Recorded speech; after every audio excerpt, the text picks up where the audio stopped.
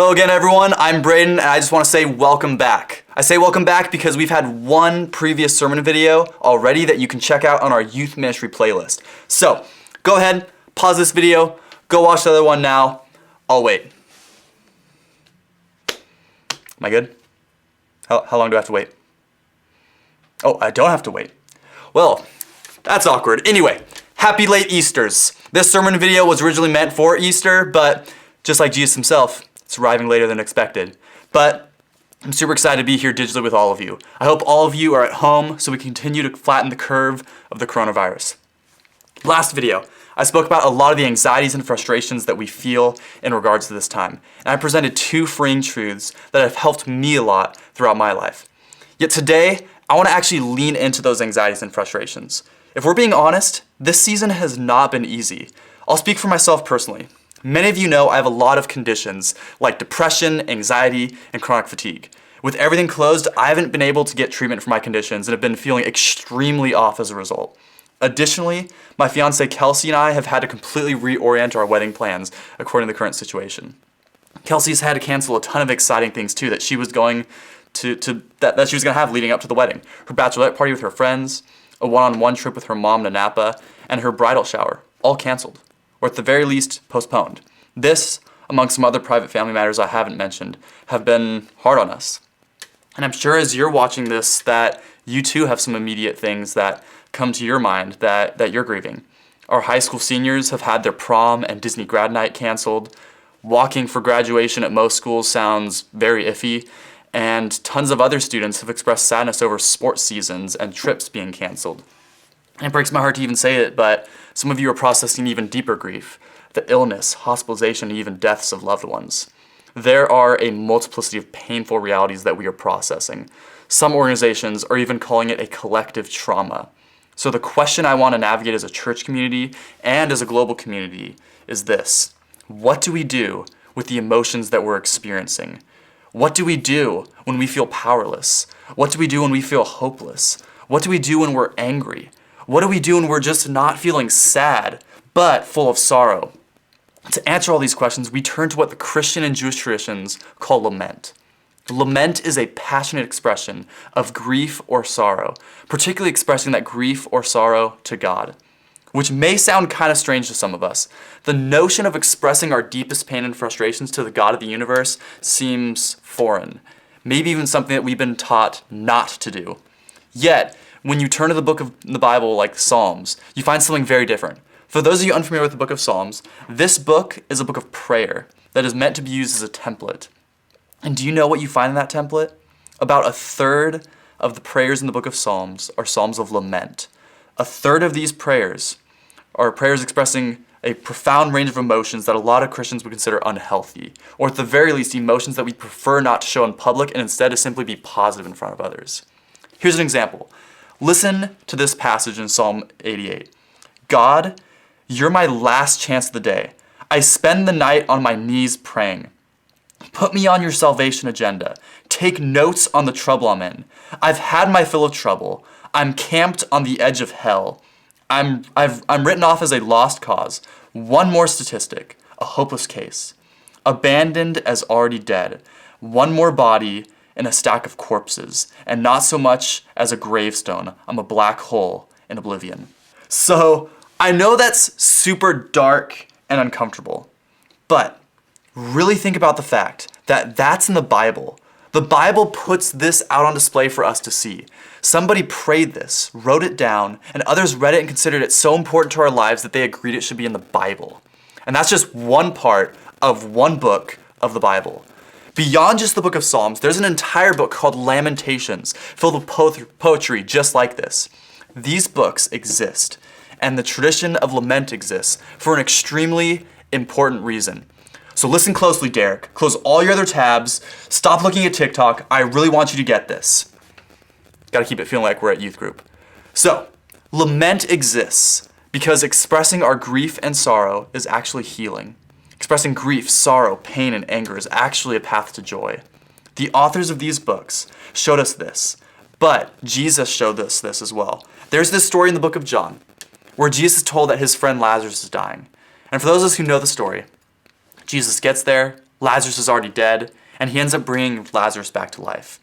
Obviously, when Jesus saw Lazarus dead, he knew that he could resurrect Lazarus. Yet there's this super interesting interaction that Jesus has with Lazarus' sisters. Both of them call Jesus out by saying to him, "If you had been here, our brother wouldn't have died." And Jesus at first, he responds with saying that Lazarus will rise from the dead. To which Lazarus' sister, Martha, recognizes that she knows Lazarus will rise again in the resurrection of the last day, which is a reference to the truth that we spoke about last time at the redemption of all things. Yet that doesn't bring her total comfort, because that's way down the line. She's still in pain now. Then when Mary, the other sister, says to Jesus again, "If you had been here, our brother wouldn't have died," Mary and Martha, they start crying. Something powerful happens. I'm just going to read it directly from John chapter 11. So John chapter 11, it says this: "When Jesus saw her weeping, and the Jews who had come along with her also weeping, he was deeply moved in spirit and troubled. 'Where have you laid him?' he asked. 'Come and see, Lord,' they replied. Jesus wept." Jesus wept. Lazarus' sisters believed that Lazarus would raise from the dead when all things were redeemed, and that they would see their brother again. And Jesus knew something even beyond that. Jesus knew long before the redemption of all things that he would resurrect Lazarus right then and there. So they would all see Lazarus within minutes, yet Jesus still broke down and wept. Now we could analyze why he did that from tons of different angles, and an insane amount of books have been written doing that. That simple phrase, "Jesus wept," captures so much of the human experience. No matter what we believe or know about the ultimate destiny of all of this, it doesn't automatically take away from the pain here and now. We can see here in the life of Jesus that it's perfectly normal and healthy to weep in the midst of suffering, even if you know that it's all going to be okay. After all, we all know that this moment will pass. We've likely been told this over and over by others, and have likely even repeated to ourselves. And even bigger than that, many of us even believe that there will be a moment when all things will be made perfect. But right now, we're in a moment of uncertainty and sadness. So let me just give you permission to lean into that. Don't run away from it. Embrace it. Whatever you're feeling, own it. Jesus did, and out of that came the resurrection of Lazarus. So as his followers, let's do that too. Let's embrace sadness if we need to. And if we do, I think we'll see that resurrection is on the other side. I think we'll see that for some of us in this moment, lament truly is the stepping stone to joy.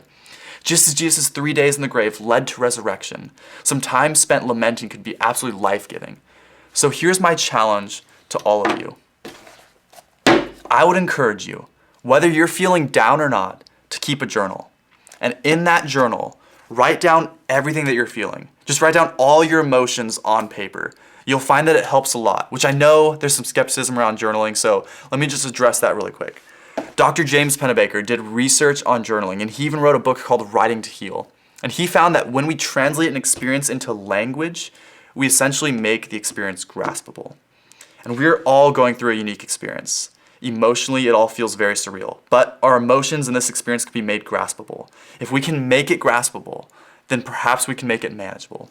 We just have to take that first step of lament. So get yourself a journal and take that first step. Write down what you're processing. Perhaps write it as a prayer to God. And if you want more direction than that, here's kind of the template that a lot of theologians have taken from the Bible. First off, turn to God. It's extremely powerful and therapeutic to move beyond ourselves and expressing the things that upset us. Secondly, bring your complaint to God. Be brutally honest about what you're sad or angry about. God is not afraid of our honesty. It's just us as human beings that often are. But that honesty will be healing, so lean into that. Third, ask boldly for help. If you were to read through the Psalms, you'll see that within the expressions of grief, there is always a bold request to God to act and to change things. This is helpful in taking us from low points to a place of hope. And lastly, 4, choose to trust. This is the ultimate destination of our laments. There's a lot of uncertainty. So at a certain point, we're invited to lean into that uncertainty and know that we won't know what this whole journey looked like. Yet, it's a beautiful thing to trust in that theme of redemption that we spoke about last time. And I forget who said it, but there's this quote that says this: "To cry is human, to lament is divine." Lament is divine. That's because lament is much deeper than crying. Lament is a process that leads us from pain to healing and joy. So get yourself a journal, try it out for yourself, and I hope that you find it just as helpful and healing as I have throughout various points in my life. But don't stop there.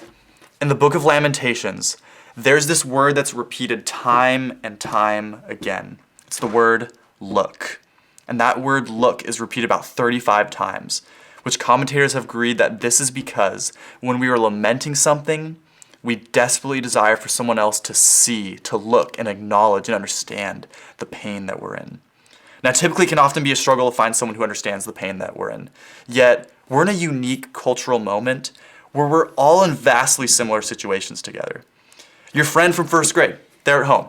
Your favorite musician, they're at home. Your favorite comedian, they're at home. Your cousin, they're at home. Me, I'm at home. Well, not right now, but when you see this, I will be. We're all in this together. We're all processing similar things. So if you're grieving your senior prom being canceled, talk to your fellow seniors about that. Lament together. If you're grieving fear of losing a loved one, talk to your other friends and family members, your loved ones, about that. Lament together. And if we can practice seriously the tradition of lament that has helped countless people for thousands of years, then I believe we will begin to experience healing in a moment where we desperately need it. I hope that helps, and I'll see you all next time.